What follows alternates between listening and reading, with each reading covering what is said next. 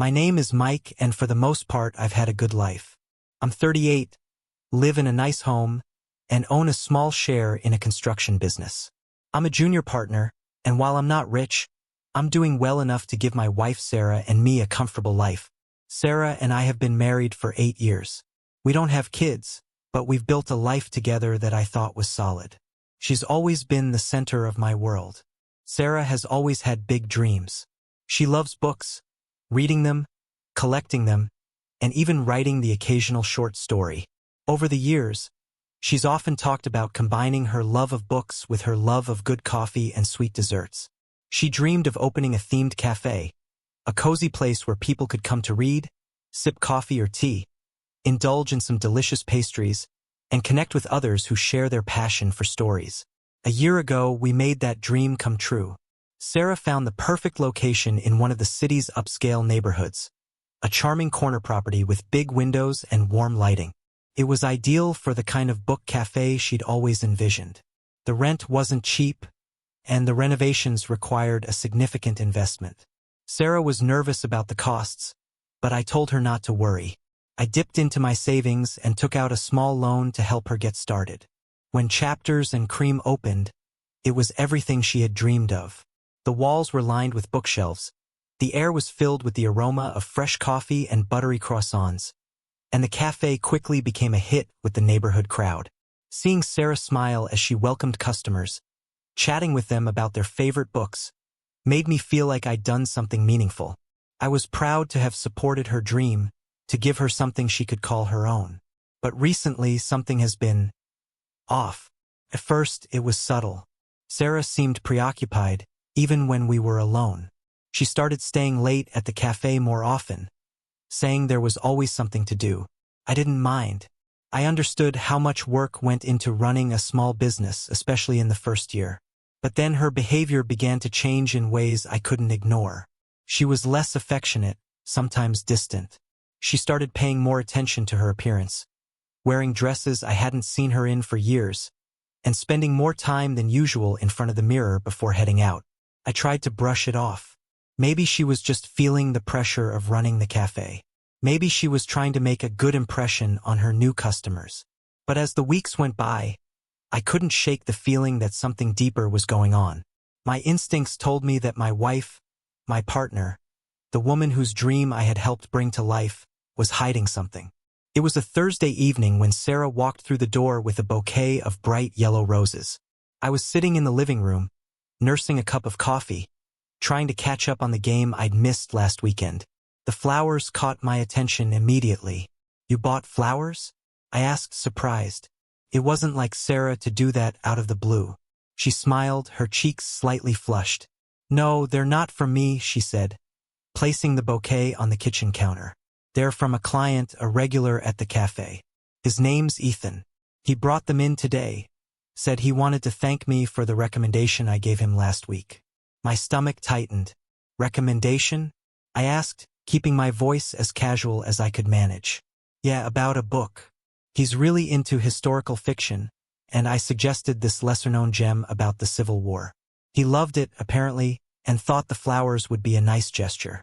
She said it so breezily, as if it was nothing at all. But something about the way her smile lingered made me uneasy. "Ethan," I said slowly, as though testing the name. "You've mentioned him before?" Sarah nodded, still arranging the flowers in a vase. "He's been coming in regularly for a couple of months now. He's just one of those people you can't help but notice. Very charismatic.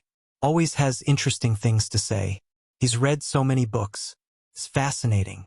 She paused, looking thoughtful, and I felt the first pangs of something I hadn't experienced in years. Jealousy. My wife was talking about this man with a light in her eyes, a kind of enthusiasm I hadn't seen in a long time. Not even when we talked about the cafe. Her greatest passion. "Charismatic, huh?" I said, forcing a chuckle. "What does he do?" "Oh, he's a lawyer," she said, as if that explained everything. "But he's got this whole other side to him. He's an amateur historian. Loves to travel. You'd like him, Mike." The way she said it, that I'd like him, made me feel even worse. She didn't notice my expression until she turned around, holding the vase now filled with the bright yellow roses. Her face fell slightly as she caught my eyes. "You're tense," she said, coming closer. "Mike, you're not upset about the flowers, are you? They're just a friendly gesture. Our conversations are about books and stuff like that. Nothing more." Her tone was reassuring, but I could see the flicker of something else in her eyes. Nervousness? Guilt? She placed her hand on my shoulder, giving it a squeeze. "I promise it's nothing to worry about." I forced a smile. "No, it's fine," I lied. "I trust you." She kissed me lightly on the cheek and changed the subject, but my mind stayed firmly on Ethan. Over the next few weeks, Sarah's schedule became increasingly unpredictable. The late nights at the cafe started to stretch even later, and her excuses felt flimsy. There was a problem with the coffee machine. One of the employees needed help closing up. I lost track of time talking to a customer. Each explanation was reasonable enough, but together they formed a pattern I couldn't ignore. Then there was the change in her behavior. She seemed more distracted at home, her phone always within reach, often lighting up with notifications she didn't bother to explain. I never pried. I didn't want to seem paranoid, but it was eating me up inside. One night, she came home well past midnight. Her excuse was vague, something about inventory running late. I nodded, keeping my face neutral, but my heart was pounding. I couldn't shake the feeling that she wasn't being honest. The more I replayed her words in my mind, the more certain I became that Sarah was hiding something. I decided I couldn't let it go. I couldn't just sit there while my marriage, the life we'd built together, started to feel like a lie. I needed answers. I needed the truth. Before you find out what happens next, please subscribe to the channel. I'd never thought I'd be the kind of husband who'd consider hiring a private detective to follow his wife. But then again, I never thought I'd feel like a stranger in my own marriage, doubting every word Sarah said and analyzing every late-night excuse. Still, my instincts told me something wasn't right, and I couldn't shake the growing sense of unease. At first, I tried to handle it myself. I thought about following Sarah after work or staking out the cafe, but life had other plans. My construction company had picked up several new contracts, and as a junior partner, I couldn't afford to slack off. The long hours and constant demands left me with little time to play detective. Frustrated, I realized I needed someone who could do the work for me, someone professional. After a bit of searching online, I found a private investigator named Greg Parsons. His website wasn't flashy, but it had solid reviews. Discretion, professionalism, and results. That's what the testimonials promised.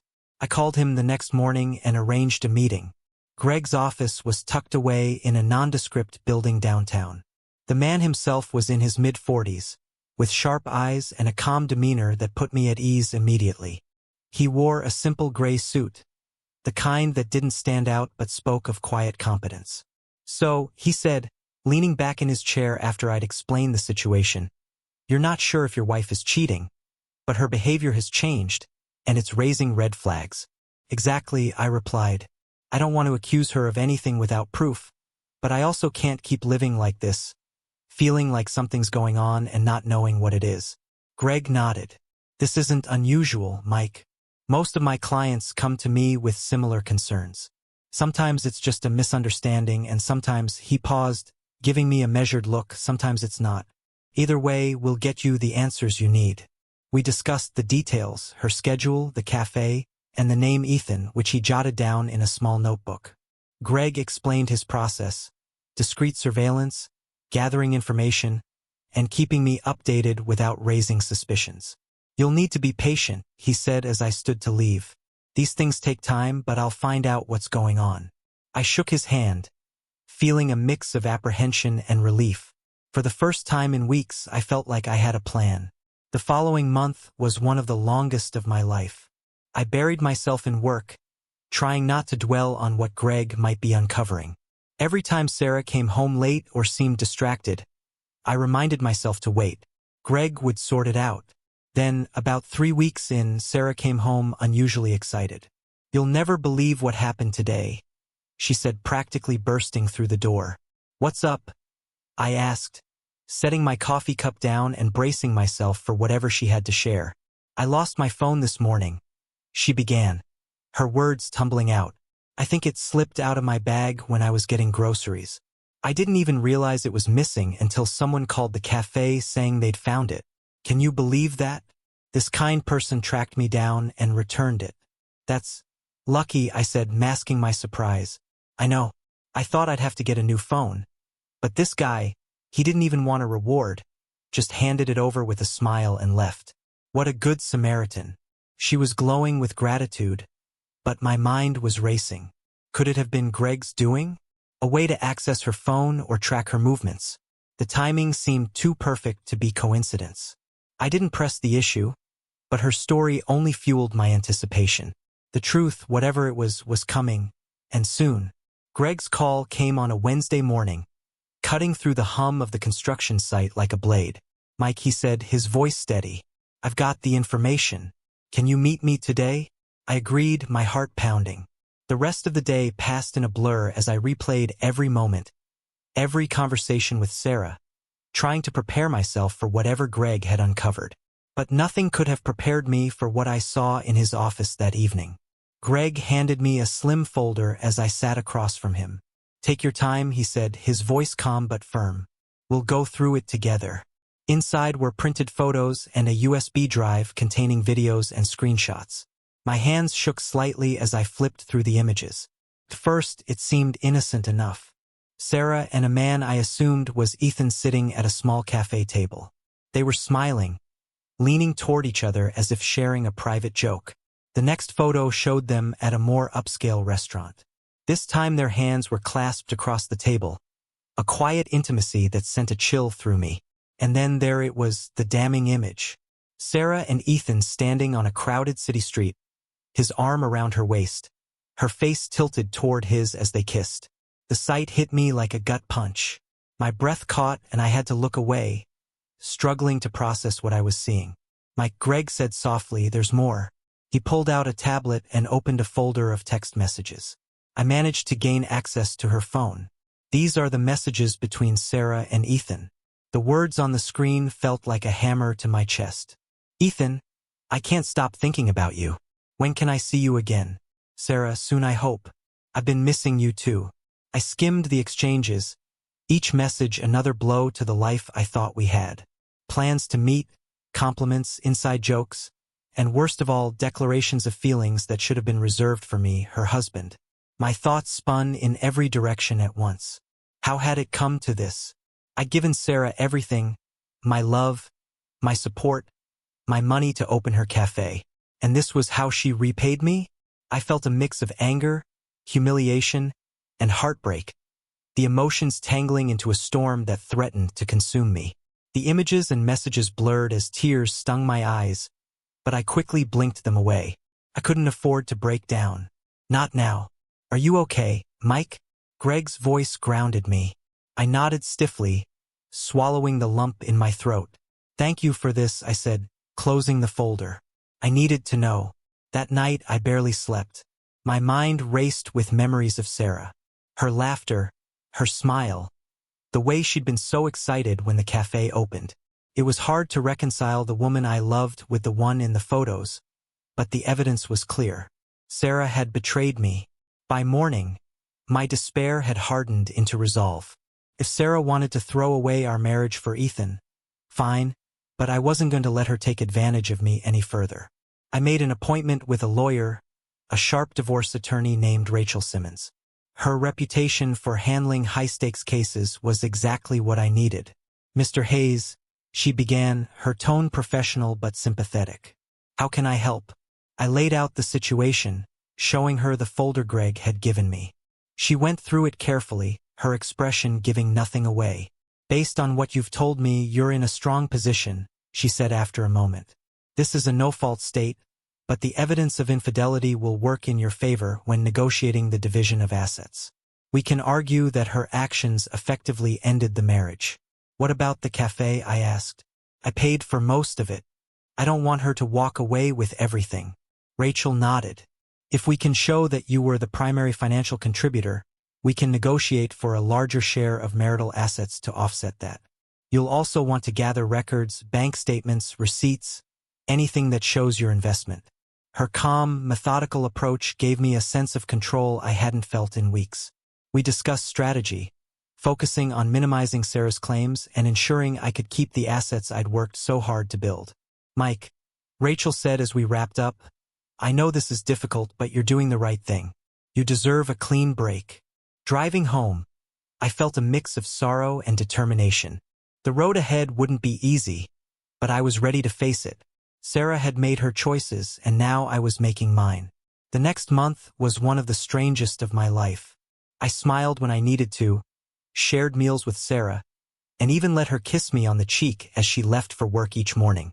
To her, everything seemed fine, but inside, I was unraveling, going over every detail of our life together and questioning how we'd come to this point. In reality, I was preparing for the end. I worked closely with Rachel, gathering financial records, compiling evidence, and finalizing the documents for divorce. I even thought long and hard about Sarah's cafe. In the end, I decided I'd let her keep it. Without my support, it wouldn't last long, and frankly, I wanted as clean a break as possible. When Rachel handed me the final folder of papers, I felt a weight lift off my shoulders. She offered to have them served to Sarah, but I declined. No, I told her, I'll do it myself. That evening, I sat in the living room with the folder on the coffee table in front of me, waiting for Sarah to come home. When she walked in, she looked happier than she had in weeks. Hey, she greeted, her voice unusually cheerful. She set her bag down and walked over to me. You look serious. What's going on? I was waiting for you, I said, my tone even. There's something we need to talk about. Her expression shifted, her cheerfulness giving way to concern. What is it? Before I could speak, she sat down beside me and placed her hand on mine. Mike, you know how much I love you, right? Her voice was soft, affectionate. I've been thinking about expanding the cafe, maybe adding some new features. I hate to ask, but I need your help. It would really make a difference. I stared at her, the irony almost too much to bear. After everything, she was asking for more money. Sarah, I began, my voice calm but firm. You won't be getting more money from me, and actually, I need to give you this. I picked up the folder and handed it to her. Her brow furrowed as she opened it, her eyes scanning the first page. The color drained from her face as she read the word divorce. She looked up at me, her voice trembling. Mike, what is this? It's what it looks like, I said. I'm filing for divorce. She froze for a moment, then shook her head. Divorce? Why? What are you talking about? What did I do? I took a deep breath, meeting her eyes. Sarah, I feel like you're cheating on me. Your behavior's changed, you've been distant, and I can't ignore the signs anymore. Her eyes widened in shock. Cheating? Mike, how could you even think that? I would never. Her voice cracked, and she clutched the folder to her chest. I don't know where this is coming from, but it's not true. You have to believe me. I shook my head, keeping my voice steady. Sarah, whether you admit it or not doesn't matter. This marriage isn't working anymore. These conversations, these arguments, they're better handled in court. She started to cry, her sobs growing louder as she pleaded with me. Mike, please, I don't know what you think I've done, but this isn't fair. You're my husband. We can work through this. We love each other. I stood, putting some distance between us. I loved you, Sarah, but I can't live like this anymore, feeling like I'm the only one trying to make this work. I've made my decision. Her voice rose, hysterical now. You're throwing everything away based on a feeling? You don't even have proof. This is insane, Mike. I turned to leave the room, my heart heavy, but resolute. If there's nothing to hide, then the truth will come out in court. I walked away, her cries echoing behind me. As I closed the door to our bedroom, I let out a long breath. This wasn't how I imagined my marriage would end, but it was the only path left. Whatever happened next, I was ready to face it. The courtroom was colder than I'd imagined it would be. The walls were bare, the lighting harsh, and the rows of benches filled with a mix of quiet spectators and legal professionals. Sarah sat a few feet away at her table, her expression a mixture of desperation and resolve. She looked at me often, as if trying to find some trace of the man she'd married, someone she could still convince to see reason. but I kept my face neutral, refusing to meet her gaze for too long. The judge, an older woman with sharp eyes and a no-nonsense demeanor, called the proceedings to order. Sarah's lawyer opened first, framing her as a devoted wife who was blindsided by my decision. Sarah took the stand, her voice trembling as she spoke. "Your Honor," she said, glancing between me and the judge, "I love my husband, and I don't understand why he's doing this.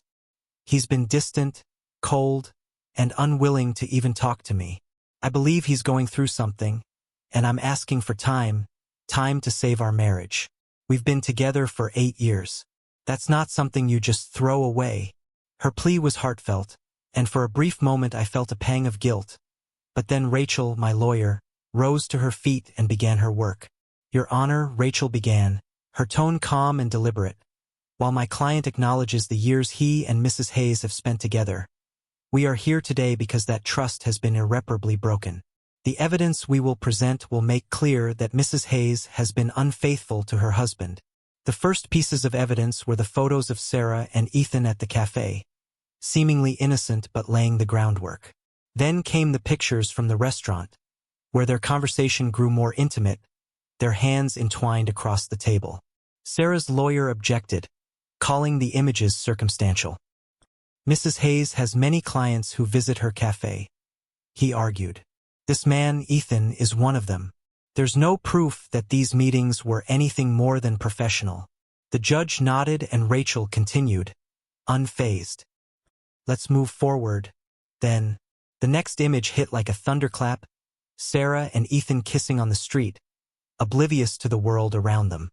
Gasps rippled through the courtroom as Rachel placed the photo on the screen.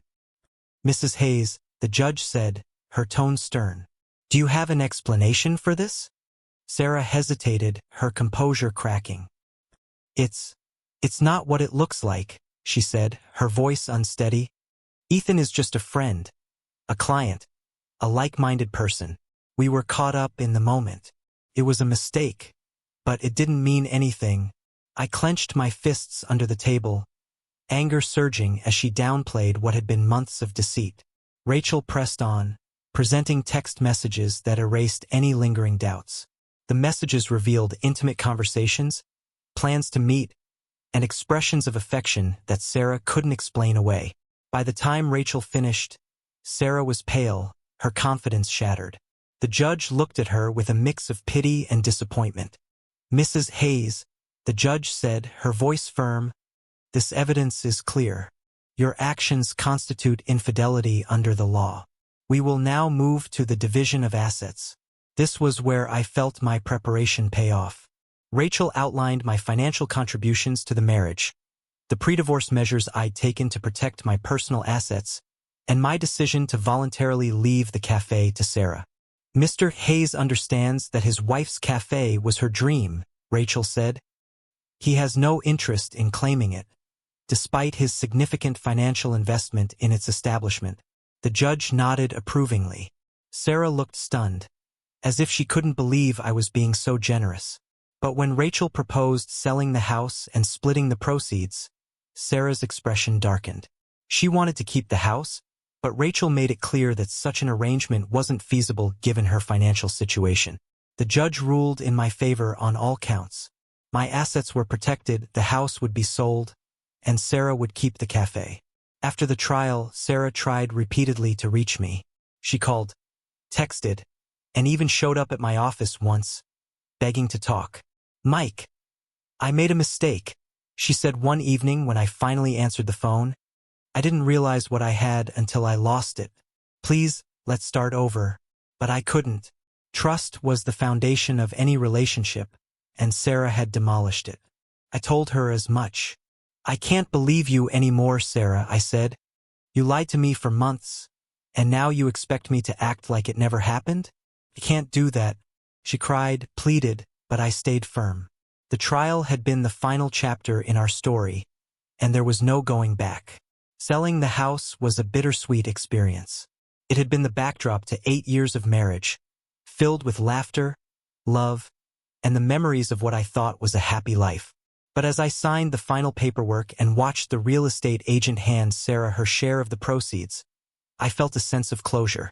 The house was just a building now, a place where something had ended. Sarah used the money to pour back into her cafe, just as I expected.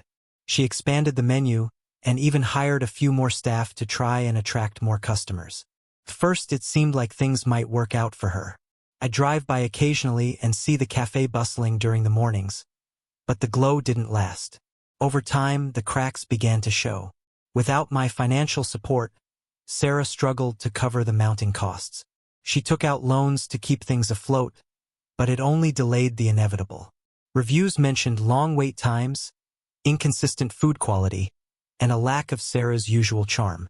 It was clear she was drowning, both financially and emotionally. Ethan was long gone by then. I'd learned through mutual acquaintances that his availability was a lie. He was married with kids, and his wife had discovered his affair with Sarah. The fallout had been messy, and Ethan had cut ties with Sarah to try and salvage his own marriage. She'd gambled her marriage on him and lost everything. I should have felt vindicated, but instead I felt pity. Sarah's betrayal had destroyed our life together, but watching her spiral into debt and loneliness after the divorce wasn't something I took pleasure in. It just reminded me how fragile everything we'd built had been. As for me, I started over. I rented a modest apartment closer to the city, threw myself into work, and reconnected with friends I hadn't seen in years. Being single again felt strange at first, like I'd forgotten how to navigate life without someone by my side. But as the months passed, I found a rhythm.